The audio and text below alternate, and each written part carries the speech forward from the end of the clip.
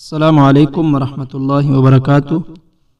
आज के सबक में हम दौरान सफ़र जब बंदा किसी मंजिल पर ठहरता है, रुकता है, तो उस वक्त उसको कौन सी दुआ पढ़नी चाहिए ये सीखेंगे।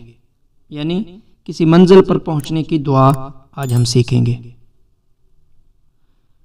अऊज़ु बिकलिमातिल्लाहि ताम्माति मिन शर्रि मा खलक़।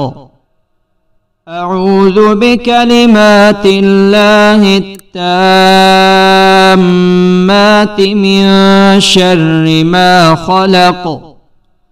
अऊज़ु बिकलिमातिल्लाहि ताम्माति मिन शर्रि मा खलक़।